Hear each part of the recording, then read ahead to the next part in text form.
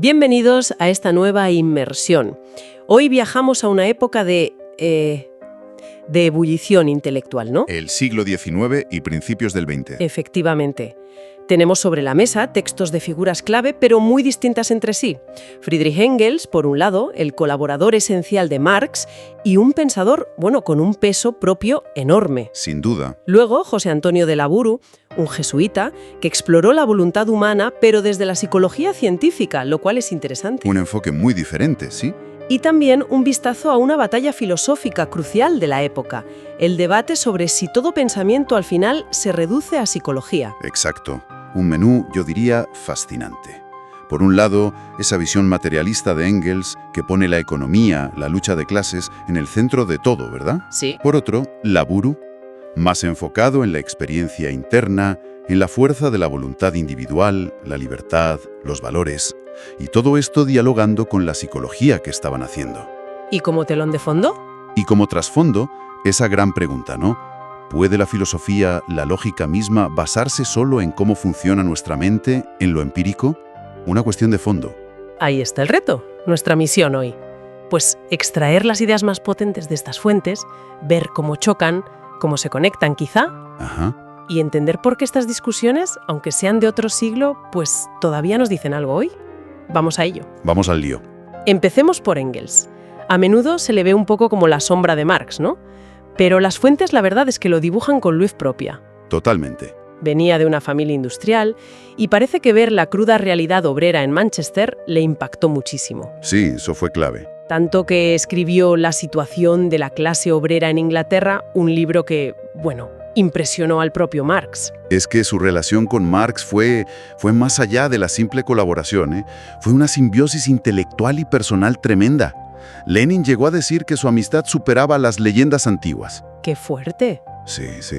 Engels no solo coescribió textos fundacionales como el Manifiesto Comunista, sino que, y esto es importante, fue el soporte económico que permitió a Marx escribir El Capital. O sea que sin él... Pues probablemente el Capital no existiría como lo conocemos. Engels reconocía la genialidad teórica de Marx. Decía que él tocaba el segundo violín, pero su papel fue, indispensable. Pero tenía ideas propias muy potentes. El materialismo histórico, por ejemplo. A ver si lo explico bien. Podríamos decir que su idea central es que el bolsillo manda. Dicho así suena un poco crudo, pero capta la esencia, sí. Que cómo producimos y quién posee qué, pues eso determina nuestra política, nuestras leyes, incluso nuestra forma de pensar, ¿no? Exacto. Esa es la base económica. El motor, digamos. Y la superestructura, la ideología, la política, el Estado, se levanta sobre ella. Y claro, cuando esa base económica cambia... Choques, conflictos. Inevitablemente hay conflictos, revoluciones. Él también desarrolló lo que se llama materialismo dialéctico. Intentó aplicar las leyes de la dialéctica, el cambio, la contradicción, la negación de la negación, no solo a la historia humana, sino a la naturaleza misma. Como si fueran leyes físicas. Algo así. Pensaba que operaban objetivamente y que la ciencia y la conciencia humana las iban descubriendo poco a poco. Su libro, Anti-Düring, es fundamental para entender esto. Y tras la muerte de Marx en el 83, no paró. No, que va. Se convirtió en el guardián de su legado. Editó el segundo y tercer tomo del Capital, organizó las notas para las teorías sobre la plusvalía. Un trabajo ingente. Pero también siguió produciendo obra propia, influyente. Totalmente. Obras como El origen de la familia, La propiedad privada y el Estado son cruciales, sí. Ahí intenta trazar como una gran historia de la humanidad, ligada siempre a cómo producimos y reproducimos nuestra vida, materialmente hablando. Y argumenta que la familia cambia según la economía. Exacto, sobre todo con la aparición de la propiedad privada. Ahí es donde él sitúa un cambio fundamental. Aquí entra esa idea un poco controvertida hoy, del paso del derecho materno al paterno, ¿verdad? ¿Qué significa eso exactamente? El linaje de la madre era lo importante. Vale. Pero con la acumulación de riqueza, primero ganado, luego tierras, esclavos, que él asocia a manos masculinas, surgió la necesidad de asegurar que esa riqueza pasará a los hijos del padre. Ah, claro, la herencia. Exacto.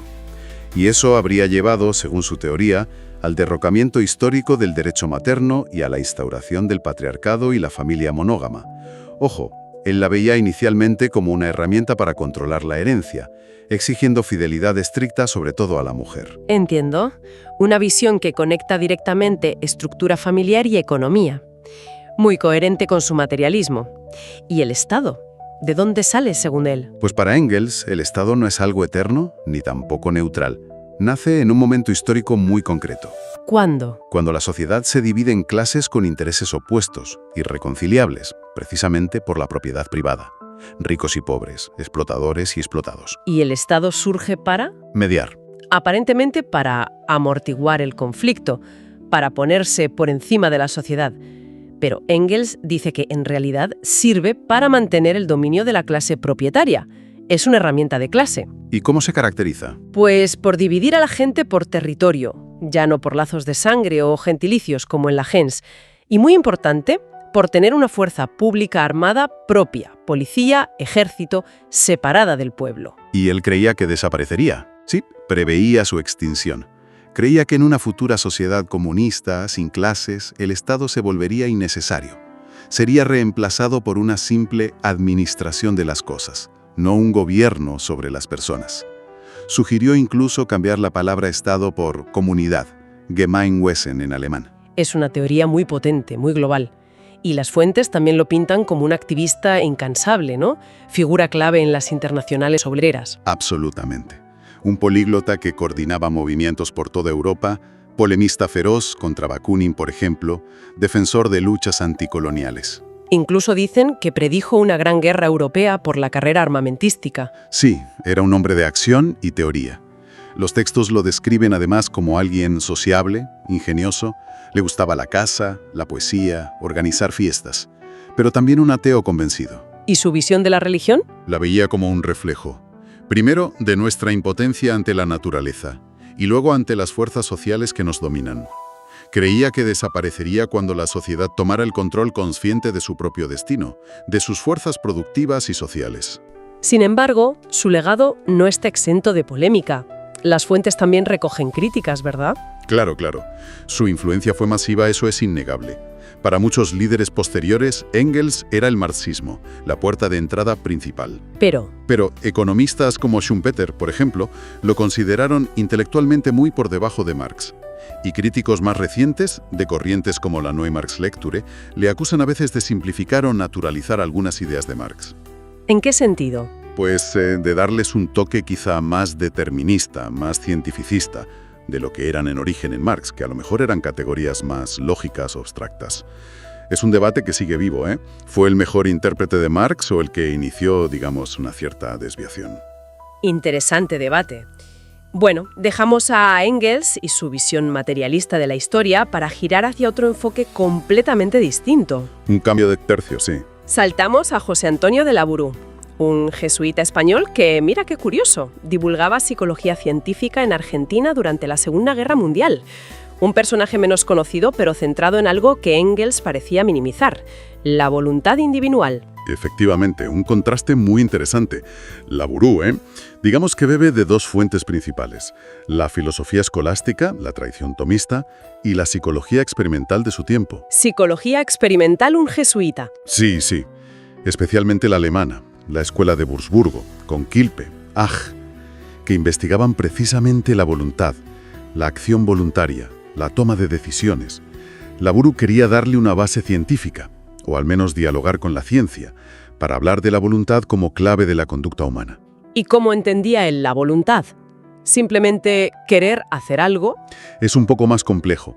Para Labourou la voluntad se orienta siempre hacia bienes valores. Son como metas, ¿no?, que la inteligencia le presenta. Vale. Cuanto más elevados y universales son esos valores, la verdad, el bien, la justicia, pues más fuerte y más recta puede ser la voluntad. Pero, y esto es crucial para él, no basta con entender los valores. ¿Qué más hace falta? Que el individuo los subjetive, que los haga suyos, que no sean solo ideas frías, sino que conecten con el afecto, con la emoción. Él cita autores como Bleuler: una idea cargada afectivamente tiene mucho más poder para movernos a actuar. Tiene sentido. Esto nos lleva de cabeza a la cuestión de la libertad. En plena época de determinismos, el materialista de Engels, el científico, ¿cómo defendía Labourou que somos libres? Pues su argumento principal es muy directo, casi de sentido común, podríamos decir. Él lo llama el testimonio de la conciencia psicológica. ¿Y eso qué es? Es sencillamente la experiencia interna que todos tenemos, o que él dice que todos tenemos, de deliberar, de sopesar opciones antes de decidir. Sentimos que podríamos haber elegido otra cosa. Es una certeza que viene de la experiencia, dice él, tan básica como saber si podemos levantar un peso o no. Suena un poco a lo siento así, luego es verdad. ¿No es un argumento un poco débil filosóficamente? Quizás un psicologista diría que esa sensación es una ilusión. Él era consciente de esa posible crítica y lo complementa. Señala, por ejemplo, la práctica social universal de pedir responsabilidades. ¿Qué sentido tendría culpar o castigar a alguien por un crimen si no pudiera haber actuado de otro modo? Sería absurdo. Ya. Critica a científicos de su época que negaban la libertad en teoría, pero luego, en su práctica clínica, trataban a sus pacientes como si fueran responsables de sus actos. Había ahí una contradicción, según Labrouche. Entiendo. Y apela también a esa aspiración universal a la libertad. Si todo estuviera escrito, ¿por qué ese anhelo tan profundo, individual y colectivo por ser libres? Sería un anhelo absurdo. ¿Y llegó a aplicar estas ideas a problemas psicológicos concretos? Lo intentó. Veía fundamental educar la voluntad desde la infancia, para formar el carácter, para prevenir problemas como la indecisión crónica, la timidez extrema que lleva a complejos de inferioridad, esas cosas. ¿Y en casos más graves, como adicciones? Identificaba la causa a menudo en un deseo de vivir solo en el gozo inmediato, en la gratificación instantánea. Proponía entonces un tratamiento psíquico, como él lo llamaba, orientado a fortalecer la voluntad y reorientarla hacia valores más altos, más trascendentes. Suena bien en teoría, pero... Sí, las fuentes admiten que sus aplicaciones prácticas concretas estaban, digamos, menos desarrolladas que su armazón teórico. Quedaba un poco en lo general. Es interesante ese foco en la voluntad, la educación, los valores, pero las fuentes también señalan una limitación clara en su sistema, ¿no? Correcto. Su jerarquía de valores al final culmina en la divinidad, en Dios como valor supremo. Y eso obviamente limita su atractivo, su aplicabilidad directa fuera de un marco religioso o creyente. Claro. No obstante, su defensa de la libertad psicológica, con argumentos basados en la experiencia interna y su énfasis en la educación del carácter y los valores, siguen siendo puntos que, conectan con debates actuales en psicología, en ética, en educación. No está tan lejos. Hemos visto dos polos muy claros. Engels con las grandes fuerzas materiales moviendo la historia y Labrouche con el foco en la voluntad individual y los valores. Pero estas ideas no flotaban solas, ¿verdad? Había un debate filosófico de fondo muy intenso en esa época, el psicologismo. A ver, ¿de qué iba exactamente? Pues el psicologismo fue una corriente, más que una escuela, una tendencia muy extendida en la filosofía del siglo XIX, sobre todo después del declive del idealismo alemán y con el auge del positivismo y de la psicología como ciencia empírica, ¿no? Con Wundt, Mill, Lipps. ¿Y la idea básica era? La idea básica era que la filosofía, y muy en particular la lógica, las reglas del razonamiento correcto, debían fundamentarse en la psicología empírica, es decir, que para entender cómo debemos pensar correctamente, lógica, primero tenemos que entender cómo pensamos de hecho, psicología. O sea, reducir la lógica a cómo funciona nuestro cerebro o nuestra mente, algo así. Ahí está el quid. Esa fue exactamente la crítica. Eso provocó una reacción muy fuerte en contra, lo que se llamó el antipsicologismo. El propio término psicologista se volvió peyorativo. ¿Y quiénes reaccionaron? Pensadores como Bolzano, Frege, una figura clave para la lógica moderna, Husserl en sus inicios, o una figura ahora un poco olvidada pero muy influyente entonces, Hermann Lotze, dijeron, un momento. ¿Un momento? ¿Por qué? Porque la lógica no puede ser solo una descripción de cómo pensamos los humanos. Primero, porque a menudo pensamos mal, de forma ilógica. Y segundo, porque las leyes lógicas, como el principio de no contradicción, parecen tener una necesidad, una objetividad que va más allá de cómo funcione contingentemente nuestra mente. Vale, entonces, ¿cuál era la alternativa que proponían? ¿Algo divino? No necesariamente divino en todos los casos, aunque algunos tuvieran inclinaciones religiosas. Hablaban más bien de un ámbito de validez objetiva, independiente de nuestras mentes individuales y de los actos psicológicos concretos. Validez objetiva. Sí, usaban términos como sentidos ideales, proposiciones en sí mismas. Lotze, por ejemplo, Distinguía muy claramente entre el ser de las cosas físicas o mentales que existen en el tiempo y espacio y la validez, Geltung en alemán, de las verdades lógicas, matemáticas o incluso de los valores. A ver si lo pillo. Es como decir que 2 más 2 igual a 4 es verdad no porque mi cerebro funcione así, sino porque es verdad, objetivamente. Exactamente. Es verdad con independencia de que alguien lo piense o no, o de cómo lo piense. Es una especie de platonismo, pero aplicado a la lógica y al significado, no necesariamente a un mundo de ideas separado. Defendían un ámbito objetivo de sentido y verdad. Entendido. La lógica tendría sus propias reglas, inmutables, no dependerían de nuestra biología o psicología. Pero, a ver, ¿por qué debería importarnos esta vieja disputa filosófica hoy? Pues la fuente que tenemos sugiere que es muy relevante, porque la tentación reduccionista sigue muy viva hoy en día. ¿Reduccionista en qué sentido? Pues hoy quizá no es tanto el psicologismo del siglo XIX tal cual, pero sí hay intentos muy fuertes de reducir todo a neurociencia. Todo es el cerebro. A determinismo genético, a estructuras sociales, sociologismo o incluso a pura computación en el caso de la inteligencia artificial. Ya veo. Entonces, la defensa que hicieron aquellos antipsicologistas de que hay una dimensión de sentido, de verdad, de valor, que no se agote en su base material o psicológica, sigue siendo una tarea filosófica importante. Nos dan argumentos para pensar críticamente sobre estos reduccionismos actuales. Es fascinante ver cómo se entrelazan estas ideas al final. Tenemos a Engels con esa mirada casi panorámica, ¿no? Como desde un dron, viendo las grandes estructuras económicas como la clave de todo, desde cómo nos organizamos en familia hasta el propio Estado. Sí, una visión macro, centrada en las fuerzas materiales colectivas. Y en el otro extremo, a Laburo, haciendo zoom, metiéndose en la experiencia interior, en la decisión personal, en la fuerza de la voluntad, que se guía por valores que uno tiene que hacer suyos, subjetivarlos, como decías. Exacto, un enfoque micro centrado en la conciencia individual, la libertad, el valor. Y el debate sobre psicologismo, en el fondo, nos revela la tensión fundamental que late debajo de todo esto, ¿no? ¿A qué te refieres? A esa pregunta. ¿Podemos explicar la totalidad de lo humano, nuestra historia, nuestra mente, nuestra capacidad racional, recurriendo únicamente a factores observables, medibles, empíricos, ya sean económicos, psicológicos, biológicos, o por el contrario, hay algo más? Hay una dimensión de sentido que es objetiva. Hay una chispa de libertad que es irreductible. Hay valores que trascienden lo puramente material o lo puramente subjetivo. Es interesante porque... Dime, curiosamente, tanto Engels, con su dialéctica operando como una ley casi objetiva en la historia, como Laburu, con su defensa radical de la libertad interior, y por supuesto los antipsicologistas, con su lógica platónica, parecen resistirse, cada uno a su manera, a un universo puramente mecánico o reducible solo a ciencia empírica. Es verdad. Pues, a que hay algo que va más allá de lo puramente fáctico, de lo constatable empíricamente.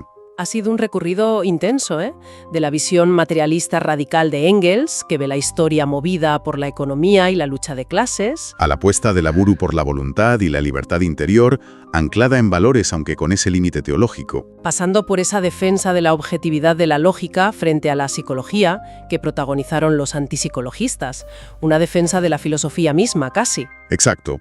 Hemos visto cómo Engels conecta la evolución de la familia con la propiedad privada y el surgimiento del Estado con el conflicto de clases. Como Laburu intentó, tender un puente entre la fe, la filosofía tradicional y la naciente psicología experimental para hablar de la voluntad. Sí. Y cómo la batalla contra el psicologismo fue, en el fondo, una lucha por preservar un espacio para la verdad objetiva y para el análisis filosófico frente a la aparente omnipotencia de la ciencia empírica que empezaba a despuntar. Queda una pregunta resonando fuerte, ¿no? Al menos a mí me resuena. ¿Cuál? Si Engels nos muestra con tanta fuerza cómo nos moldean las condiciones materiales, las estructuras sociales, y Laburu insiste, con la misma convicción, en nuestra capacidad de elegir, de autodirigirnos por valores.